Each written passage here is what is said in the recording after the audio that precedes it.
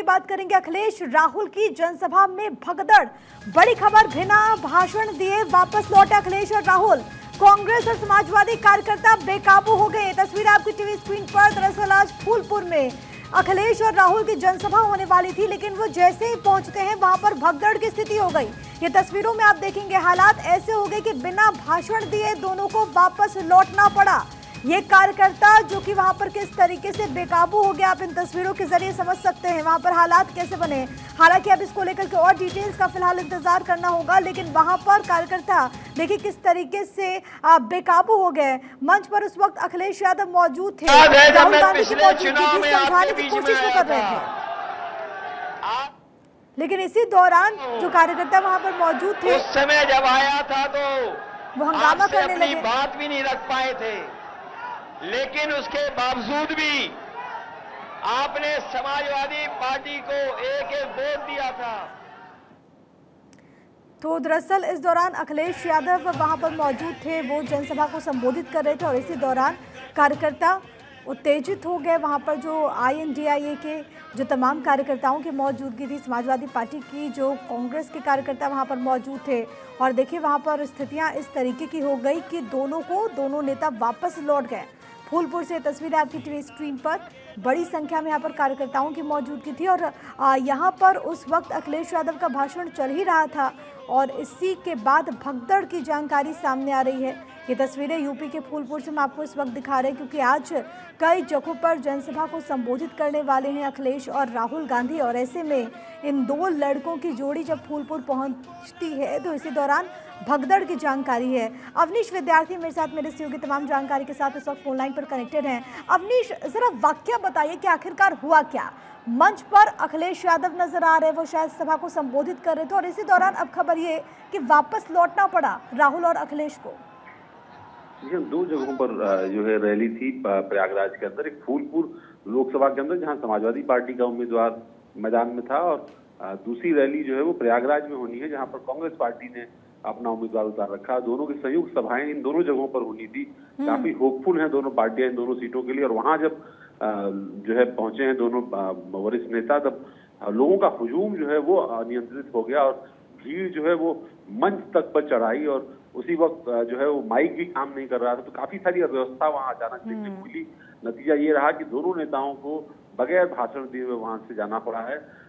और क्या डिटेल में कारण रहे उसके बारे में जानकारी अधिकृत तौर पर तो नहीं आई, लेकिन फिलहाल अव्यवस्थाओं के नाते वहां पर भगदड़ सी हालात हुई। काफी ज्यादा संख्या में वहां पर लोग बाग जुटे हुए थे उनको दोनों नेताओं को सुनने के लिए, लेकिन अव्यवस्था इतनी ज्यादा हो गई कि कार्यकर्ता मंच पर चढ़ाए और उसके बाद जो अव्यवस्था वहां पर हुई, इसके नाते दोनों नेता बगैर भाषण दिए हुए वहां से लौट गए। ठीक है, बड़ी वजह यही रही कि वहां पर अव्यवस्था का आलम था, कार्यकर्ताओं की और समर्थकों की भारी भीड़ वहां पर जुट गई थी और इसी वजह से कई सारी खामियां थी वहां पर, और इसी कारण से दोनों नेता को वापस लौटना पड़ा।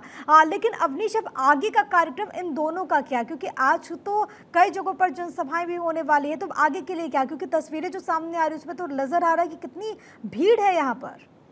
देखिए, पहली जो सभा थी फूलपुर की जो रद्द हुई, जहां पर भाषण नहीं हो पाया, वहां पर जहां समाजवादी पार्टी के उम्मीदवार मैदान में है। दूसरी जो सभा है वो इस वक्त जो हो रही है वो इलाहाबाद में हो रही है, जहां पर कांग्रेस पार्टी के उम्मीदवार, हालांकि वो एक तरीके से कहें तो समाजवादी पार्टी के सदस्य, पार्टी ने तय किया कि उनको कांग्रेस पार्टी के टिकट लड़ाया जाएगा, लिहाजा चुनाव की घोषणा से ठीक पहले वो कांग्रेस पार्टी में शामिल हुए। वो प्रयागराज से चुनाव लड़े। उज्जवल रमण सिंह, रेवती रमण सिंह के बेटे हैं। उनको उनकी सभा को संबोधित करने के लिए दोनों नेता वहां पर पहुंचे हैं।